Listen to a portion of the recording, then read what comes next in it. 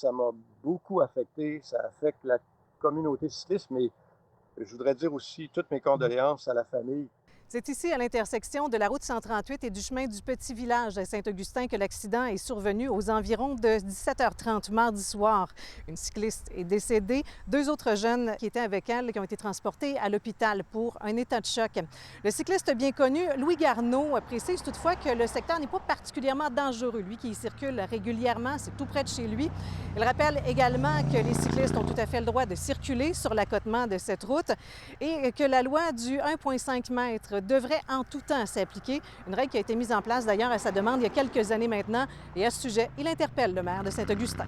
Il y a un bout de temps, il y avait beaucoup de panneaux de signalisation qui expliquaient la loi 1,5 mètres, gardez votre distance avec les cyclistes.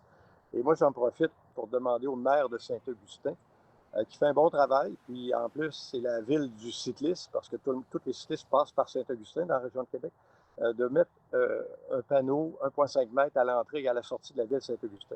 Ça permet de nous rappeler qu'il y a des cyclistes vulnérables. Quand survient ce genre de drame, revient souvent la question du partage de la route. Mais du côté de Vélo Québec, on évite d'opposer les automobilistes aux cyclistes ou aux autres usagers et de déterminer lequel exactement devrait avoir priorité. Il y a des gens qui aiment bien polariser les automobilistes et les cyclistes.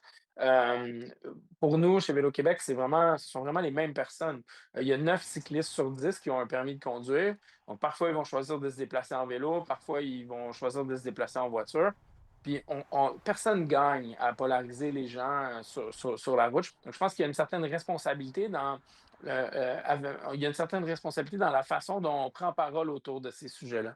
Depuis 2012, de nombreux vélos blancs ont fait leur apparition un peu partout au Québec. Et à chaque fois qu'on pose ce geste, bien, l'organisme qui est derrière le projet espère pouvoir éveiller les consciences. Des mémorials, on en a beaucoup installés sur des routes à numéros au Québec. Donc, c'est sûr que le fait que ce soit arrivé sur la 138, là, on espère que ça va être un signal d'alarme. Concernant l'accident d'hier soir, le maire de Saint-Augustin, Sylvain Junot, a transmis ses condoléances aux proches de la victime par voie de courriel. Il précise par ailleurs que les efforts de la municipalité se poursuivent pour améliorer la sécurité des cyclistes.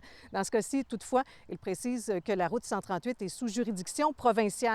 Le SPVQ, lui, poursuit son enquête sur les causes et circonstances de la tragédie. Entre-temps, la conductrice impliquée, qui provient de l'extérieur du Québec, devra demeurer à la disposition des enquêteurs. À Saint-Augustin-de-Desmaures, Caroline Dumont pour Nouveau Info.